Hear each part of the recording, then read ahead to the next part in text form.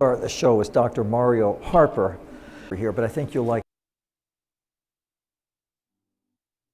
Spot and the Other Robots. So my name is Greg Podgorski. I'm Associate Dean in the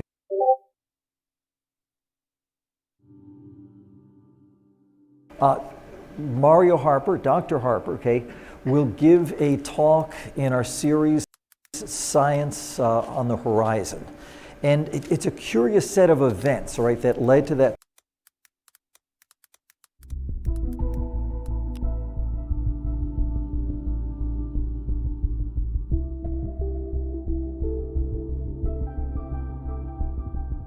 Title. The idea was that we would have a set of science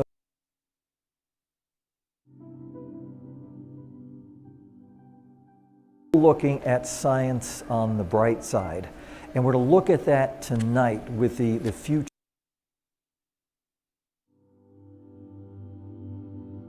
of robotics. And Dr. Harper's talk title is Hard Choices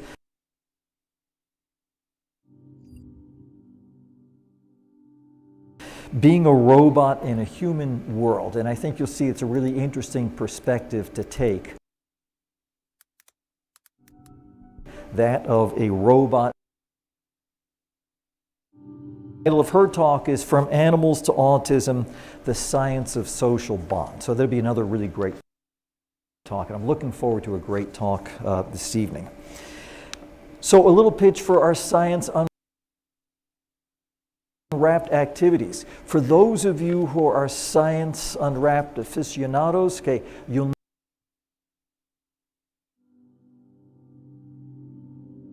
know that our standard format is to have the talk and then have lots of post-talk activities.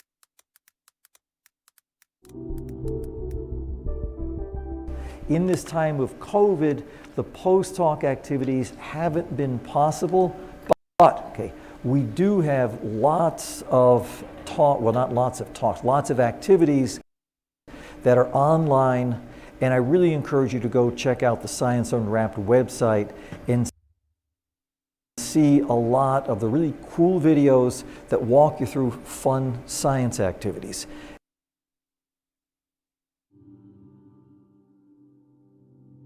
By the Health Occupations Students of America. And the final new one is Build a Balloon-Powered Car. So again, these kind of sound like fun, by the Society of Women Engineers. So I thank all our volunteers for doing that, but please check those out. Before I introduce Mario, what I want to do is say that for people viewing at home, okay, please submit your questions as they come up, either during the talk or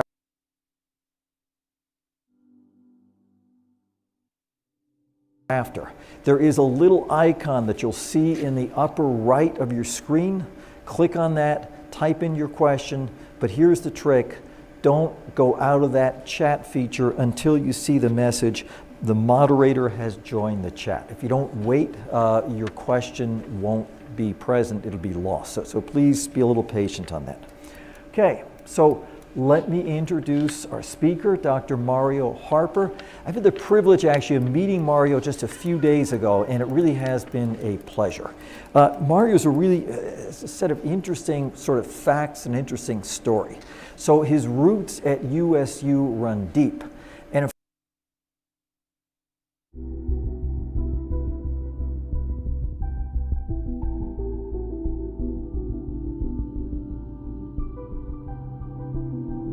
born here, but then you grew up, spent your early years in Japan, okay? Mario came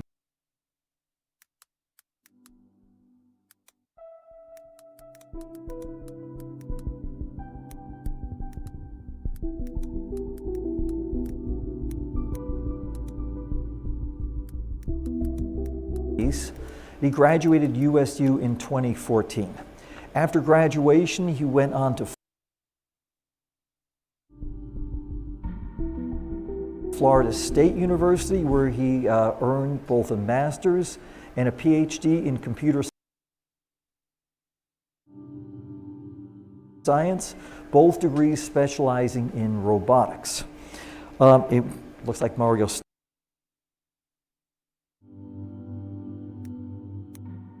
there, but not quite stayed there all the time. Mario did a postdoc at MIT. He then went on to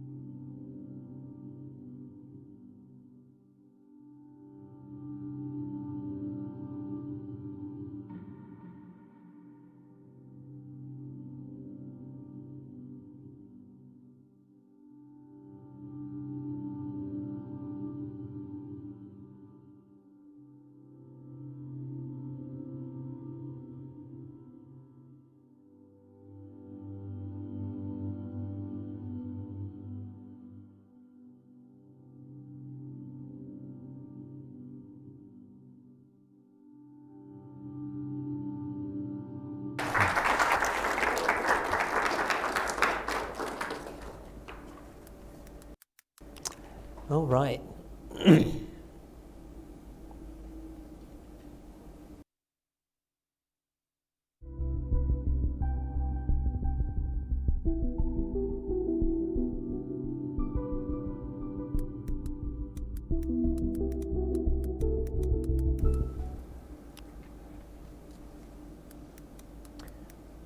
Aha, okay. We're in good shape.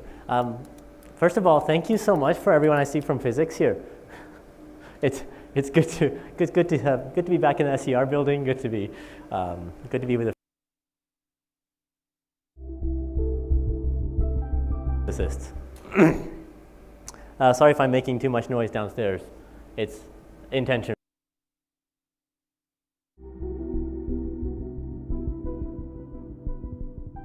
Things that came to mind was, of course, what is the challenge of robotics today? And almost all the challenge of robotics comes from us. We are the difficulty.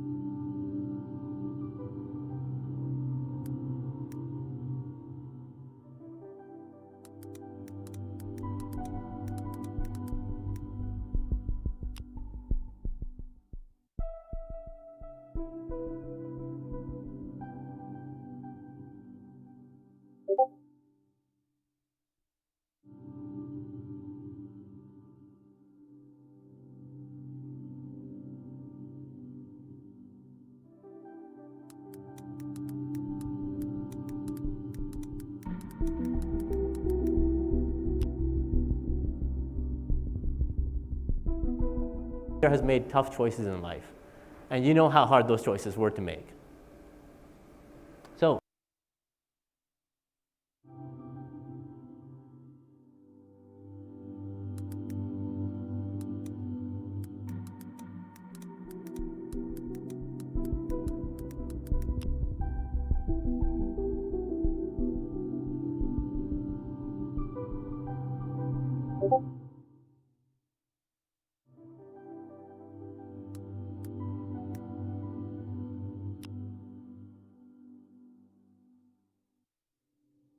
doesn't feel very smooth. Now these industrial robots, most of these are 2022 installed robots or 2021 installed robots. They are much smoother.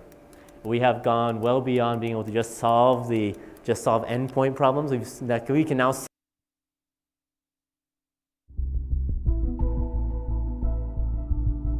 solve for the velocity, so we can make sure the robots have a continuous velocity.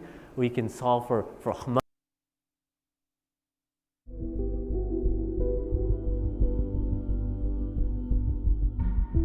higher order to make sure robots are very smooth, much like people.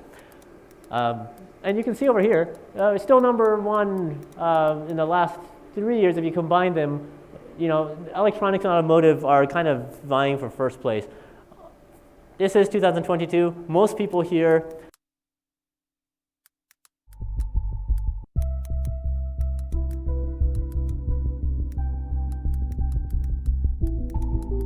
are buying a lot of electronics.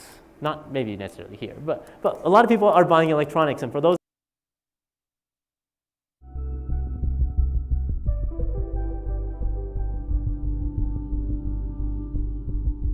industry. And a couple of others, pharmaceuticals. We're starting to see robots pervade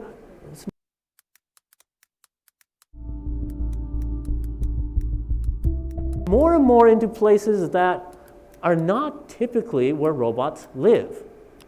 Why? Well, this is sort of why. Traditionally, industrial robots shouldn't be around people. They are big, they're scary, they're fast, and they can accidentally smooch you. We want to avoid that. Smooching is a very bad thing for humans, and for robots, for that matter.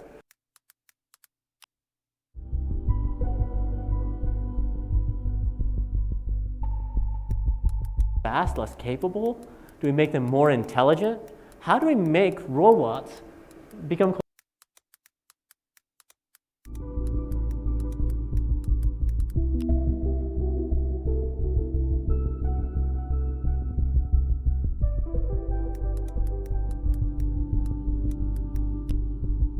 interesting? Because it gets us fairly close to people. So I'll just go ahead and show you the video, but you'll notice the workspaces for the robot are very well defined. So let's take a look.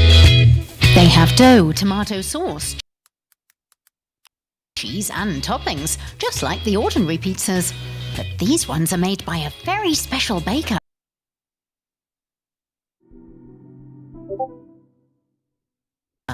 Patsy, the world's first autonomous pizza robot.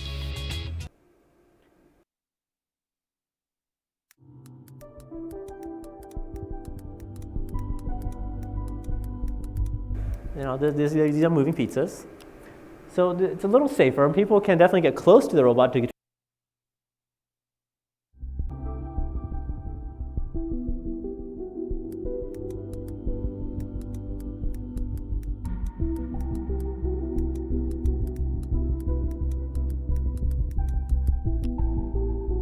isn't what I had imagined. Instead of a mechanical arm flipping burgers as we've seen in the past, Creator has built a 14-foot all-in-one burger machine that uses 350 sensors and 20 computers.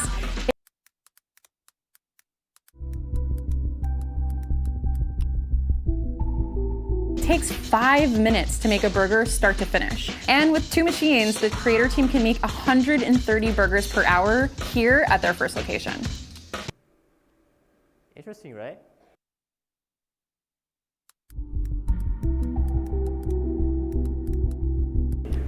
We apologize for not making robots cheaper. They're still very expensive. We'll get there. We'll need everyone's help to do it, though. All right. So those 2 robots are working more and more with people. So we're going the right direction. But when it comes to working with people on an absolute basis, in the world that people are in, walking around with them, doing things along with them, it's a little bit more difficult. So the difficulty comes largely from 2 things. One is the complexity. Human worlds are terribly complex. And the second is structure. So let's take a look at this first one. This is Shibuya Station. If you've been to the Shibuya area in Japan, it's hard to miss it because there's so many people there. But in this case, so I'm going to show you the video. As people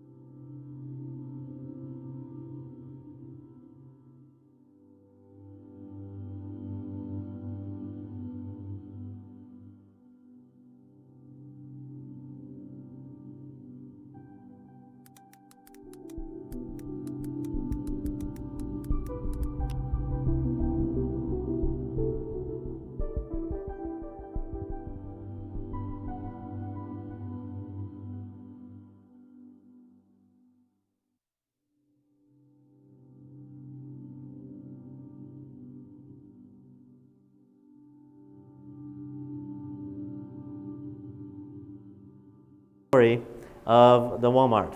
So there I was the other day. I needed to go into a Walmart, and the person I was going to Walmart for, they needed something to be picked up. They said, "Hey, there's a Walmart just down the street. Can you go pick this up for me?" I'm like, "Oh yeah, sure. I'm a good person. I'll do that, right?"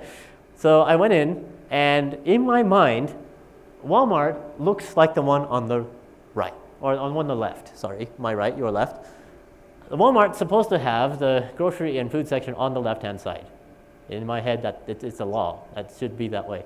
Unfortunately, in this case, it was not that way, and the Walmart was actually oriented the opposite direction, which apparently is okay. So here was the problem. I had walked in with a priori. I had thought that I was walking into one kind of world, when in reality it was different. Now, it took me probably 10 seconds to soak in the difference and say, okay, fine. I can deal with it. And then maybe, I think there was like 2 or 3 times where I kind of messed up and started walking the wrong direction, and then I realized, oh right, it's flipped over. I can fix myself, I can reorient. I don't need to look at a map, right? I can take my past knowledge, and even though my expectation was wrong, I can adapt for it. This is one of the outstanding problems of robotics right now. How do you adapt when your world model is different, but not that different? Structurally, it's really not that different, right? My understanding is not so different, but it actually is a problem. Now, one more complaint.